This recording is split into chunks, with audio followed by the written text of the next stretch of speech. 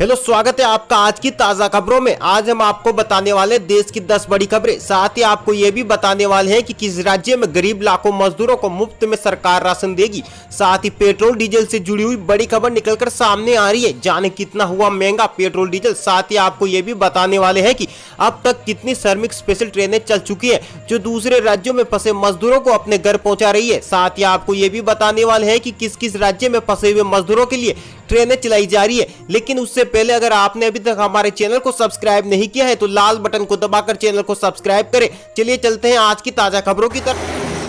मध्य प्रदेश के मजदूरों के लिए आज दिल्ली से चलेगी खुशियों की ट्रेन। 1200 प्रवासी लौटेंगे घर। जी हां दोस्तों, आपको बता दें कोरोना संकट की घड़ी में अपने घरों से दूर फंसे मजदूरों के लिए श्रमिक ट्रेनें चलाई जा रही है। लॉकडाउन के दौरान अलग अलग राज्यों में फंसे कई मजदूर अपने जनपद पहुंच चुके हैं तो कहीं अभी भी अपने घर लौटने का इंतजार कर रहे हैं। मध्य प्रदेश के हजारों मजदूरों को भी दिल्ली से उनके राज्य लौटाने की कवायद शुरू की जा चुकी। आपको बता दें दिल्ली से मध्य प्रदेश के मजदूरों के लिए पहली ट्रेन रवाना हो चुकी है। इस ट्रेन में 1200 प्रवासी मजदूर यात्रा करेंगे। ये ट्रेन रात 8 बजे प्रवासी मजदूरों को लेकर नई दिल्ली रेलवे स्टेशन से रवाना होगी। बता दें कि दिल्ली से मध्य प्रदेश के मजदूरों को उनके जनपद रवाना होने वाली ये पहली श्रमिक ट्रेन है। दिल्ली में लॉकडाउन के दौरान हजारों की संख्या में मजदूर फंस चुके थे जिन्हें अब धीरे धीरे निकाला जा रहा है। जो मजदूर इस ट्रेन में अपने घर लौट रहे हैं वह अब तक दिल्ली के अलग अलग रेल बसेरों में रुके हुए थे और अपने गाँव लौटना चाहते थे। चलिए दोस्तों चलते हैं अगली बड़ी खबर की ओर।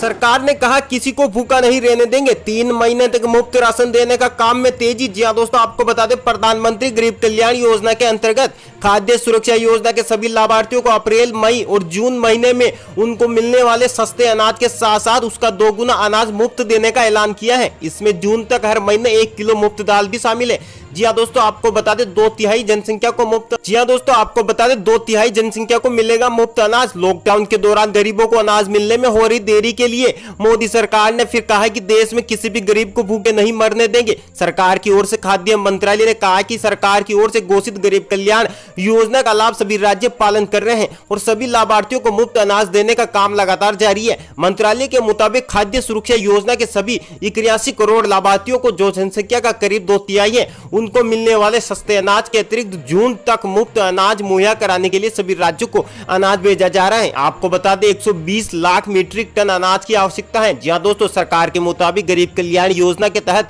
मुफ्त अनाज देने के लिए 120 लाख मीट्रिक टन अनाज आवंटित किया गया है। इसमें चावल 1 लाख मीट्रिक टन जबकि करीब 19 लाख मीट्रिक टन गेहूं शामिल है। खाद्य मंत्रालय की ओर से उपलब्ध आंकड़ों के मुताबिक 6 मई तक इसमें से करीब 70 लाख मीट्रिक टन अनाज राज्यों ने मंगा लिया। वहीं आपको यह भी बता दें 46,000 करोड़ का बोझ पूरी तरह केंद्र सरकार उठा रही है। गरीब कल्याण योजना पर कुल खर्चा 46,000 करोड़ रुपए आने का अनुमान है, जिसका वहन पूरी तरीके से केंद्र सरकार द्वारा किया जा रहा है। राज्यों पर कोई बोझ नहीं दिया जा रहा। इनमें अनाज की कीमत से लेकर उनके रखरखाव, आवागमन और राशन दुकान का कमीशन जैसे खर्च शामिल है। खाद्य मंत्रालय के मुताबिक इस हिसाब से लेकर सरकार को चावल 39 रुपए प्रति किलो और गेहूं 28 रुपए प्रति किलो की दर से खर्च आ रहा है। चलिए दोस्तों चलते अगली बड़ी खबर की ओर। विशाखापट्टनम में जहरीली गैस के रिसाव से 11 की मौत, बड़े हादसे से हड़कंप। क्या दोस्तों, आपको बता दें आंध्र प्रदेश के विशाखापट्टनम में एक pharma company LG polymers industry में केमिकल में गैस रिसाव होने की वजह से बड़ा हादसा हो गया है। गुरुवार सुबह तड़के करीब 2:30 से 3 बजे के करीब ये लीकेज शुरू हो गया और जल्दी फैल गया। खबर लिखे जाने तक इस हादसे में एक बच्चे समेत 11 लोगों की मौत हो गई है, जबकि सैकड़ों लोग इससे प्रभावित बताए जा रहे हैं। गैस लीकेज के बाद पास के कई नजदीकी गाँवों को खाली कराया गया है और 20 गाँव इससे प्रभावित हुए। घटना विशाखापट्टनम के आर वेंकटमपुरम गांव की है। लोगों को वहां से निकालकर अस्पताल में भर्ती किया गया है। 20 गांव के लोगों को वहां से सुबह ही सुरक्षित जगहों और अस्पतालों में पहुंचा दिया गया। रिसाव पर नियंत्रण पाया जा चुका। चलिए दोस्तों चलते हैं अगली बड़ी खबर की ओर।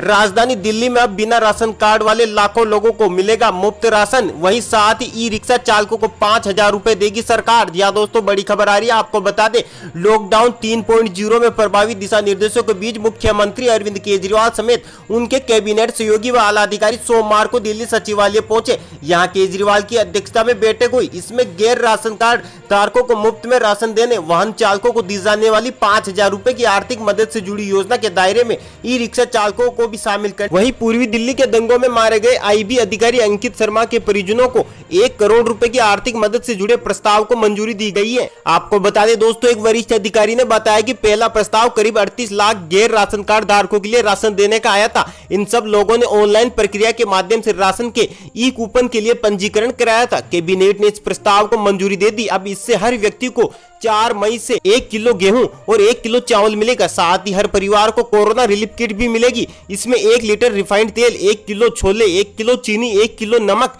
200 ग्राम हल्दी पाउडर, 200 ग्राम धनिया पाउडर, 200 ग्राम मिर्च पाउडर और 2 बार साबुन रखा। चलिए दोस्तों, चलते हैं अगली बड़ी खबर की ओर।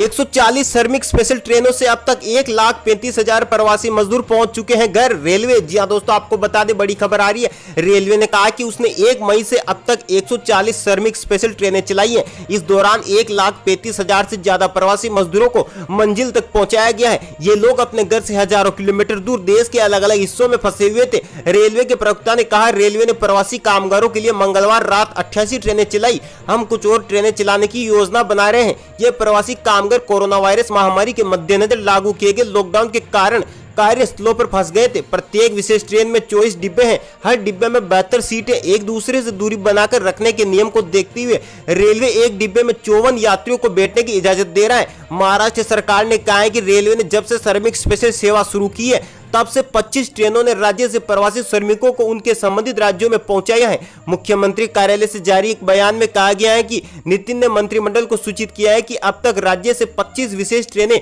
प्रवासी मजदूरों को लेकर रवाना। चलिए दोस्तों, चलते हैं अगली बड़ी खबर की ओर। देश भर में कोरोना संक्रमितों की संख्या 52,345 हुई। अब तक 1,702 लोगों की हुई मौत। जी दोस्तों, आपको बता दें देश भर में कोरोना वायरस से संक्रमित मरीजों की संख्या में लगातार बढ़ोतरी हो रही है। देश में कोरोना पॉजिटिव मामलों की कुल संख्या 52,345 हो गई है, जिनमें 33,000 से ज्यादा मामले सक्रिय हैं। वही 15,000 लोग स्वस्थ भी हो चुके हैं या उन्हें अस्पताल से जो है छुट्टी दे दी गई है और 1,702 लोगों की मौत हो चुकी है। वहीं आपको बता दें तेलंगाना में कुल संक्रमित मरीजों की संख्या 1,107 हो चुकी है। तेलंगाना में आज 11 और मामले रिपोर्ट किए गए हैं। आए राज्य में कुल संक्रमित मरीजों की संख्या अब 1107 हो गई है, जिनमें 648 डिस्चार्ज हो चुके हैं, 430 सक्रिय मामले हैं और 29 लोगों की मौत हो चुकी है। राज्य के सार्वजनिक स्वास्थ्य और परिवार कल्याण निदेशक की तरफ से यह रिपोर्ट है। दोस्तों, चलते हैं अगली बड़ी खबर की ओर। श्रमिक स्पेशल ट्रेन से कौन जा सकता है घर, कैसे कराएं रजिस्ट्रेशन, जानिए पूरा तरीका। आपको बता दें दोस्तों, 40 दिनों के बाद ट्रेनें चलने का मतलब कतई नहीं है कि कोई भी यात्रा करके सफर कर ले। सिर्फ और सिर्फ पहले से तय लोग ही यात्रा कर पाएंगे। क्या क्या नियम होंगे यहाँ जानिए। जी हाँ दोस्तों, आपको बता दें देश भर में लॉकडाउन के चलते 17 मई तक सभी रेल सेवाएं रद्द है, लेकिन देश के अलग अलग हिस्सों में फंसे लोगों के लिए श्रमिक स्पेशल ट्रेन चलाई जा रही है। ये ट्रेनें चलने का मतलब ये बिल्कुल नहीं है कि कोई भी शख्स रेलवे स्टेशन पहुंच जाए और सफर करने लगे। आपको नहीं कोई टिकट जारी करेगा और नहीं ट्रेन में चढ़ने दिया जाएगा। इन ट्रेनों से चुनिंदा लोग ही सफर कर सकते हैं। ये चुनिंदा लोग है लॉकडाउन में फंसे मजदूर, छात्र, तीर्थयात्री और पर्यटक। लेकिन इनमें से भी वही लोग सफर कर सकते हैं जिन्हें राज्य सरकार की ओर से अनुमति दी गई है। कैसे मिलेगी श्रमिक स्पेशल ट्रेन में सफर करने की मंजूरी?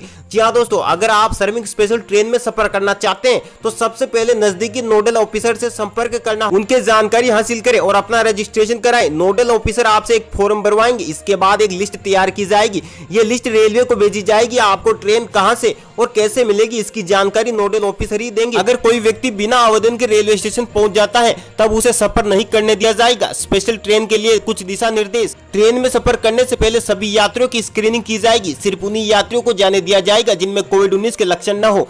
ट्रेन पॉइंट टू पॉइंट चलेगी, रास्ते में किसी स्टेशन पर नहीं रुकेगी। यात्रियों की जिम्मेदारी राज्य सरकारों की होगी। किसी यात्री को कोई टिकट जारी नहीं किया जाएगा। राज्य सरकारें यात्रियों के टिकट का खर्चा उठाएगी। रेलवे स्टेशन और ट्रेनों में सोशल डिस्टेंसिंग का पालन करना अनिवार्य है। यात्रा के दौरान हर यात्री को मास्क लगाना अनिवार्य है। यात्रियों को राज्य सरकार की सैनिटाइज बसों में स्टेशन तक ले जाया जाएगा। चलिए दोस्तों, चलते हैं अगली बड़ी खबर की ओर। पंजाब में आज से शराब की होम डिलीवरी शुरू। जाने एक आदमी कितना खरीद सकता है। जहां दोस्तों आपको बता दें कोरोना वायरस की वजह से पूरे देश में लॉकडाउन का तीसरा चरण लागू है। देश में अर्थव्यवस्था को पटरी पर लाने की कवायद के मद्देनजर शराब की बिक्री शुरू हो गई है, मगर शराब की बिक्री के दौरान जगह जगह सोशल डिस्टेंसिंग के नियमों का उल्लंघन करते लोगों को देखा गया है। इस बीच भीड़ को खत्म करने के लिए शराब की बिक्री को लेकर पंजाब सरकार ने अहम फैसला लिया है। पंजाब में अब लोग घर बैठे ही शराब मंगवा सके। जी हां, आज से पंजाब में शराब की होम डिलीवरी शुरू हो गई है। पंजाब सरकार आज शराब की होम डिलीवरी कराने जा रही है। हालांकि इस दौरान राज्य में शराब की दुकानें भी खुली रहेगी। ये दुकानें सिर्फ सुबह 9 बजे से लेकर दोपहर 1 बजे तक 4 घंटे के लिए खुलेगी। बताया जा रहा है कि एक आदमी को अधिक से अधिक 2 लीटर ही शराब मिलेगी, यानी कोई भी व्यक्ति इससे ज्यादा की शराब नहीं मंगा सकता। पंजाब की सरकार ने लॉकडाउन का पालन करने और सोशल डिस्टेंसिंग के उपायों का पालन करने के उद्देश्य से यह फैसला लिया है।